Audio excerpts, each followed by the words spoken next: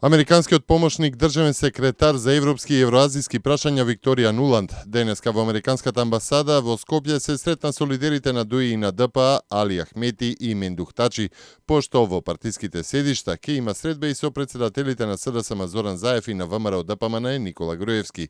Според ДУИ и ДПА, разговорите биле во насока за начините како да се реши политичката криза во Македонија и да се врати во фокусот на евроатлантските интеграции.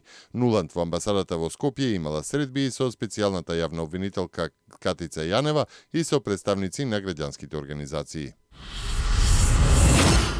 Извори од истрагата откриваат дека уапсените во продолжението на полициската акција Келија имале големо терористичко искуство, пренесе ТВ-Нова.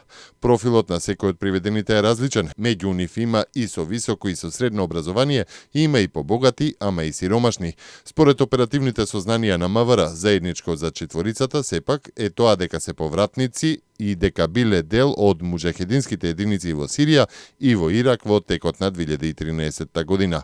Обуките ги истекнале во Сирија, а нивното воено искуство представува закана за државата.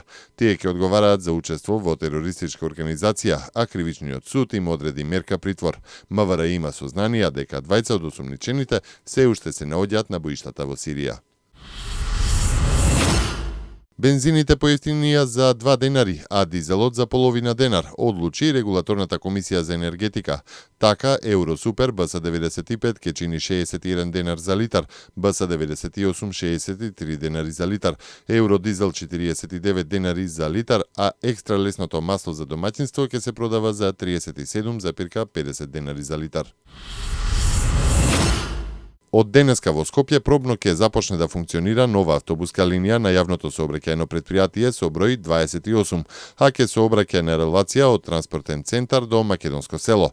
На оваа линија ќе сообраќаат минибуси секој работен ден и во текот на викендот.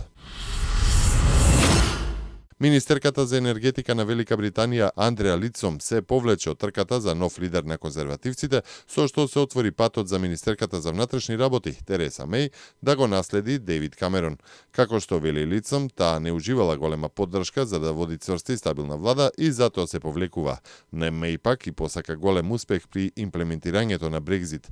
Лицом воедно и се извини на Меј и за интервјуто во кое таа претходно порача дека е подобра кандидатка бидејќи е мајка за разлика од Тереса Меј.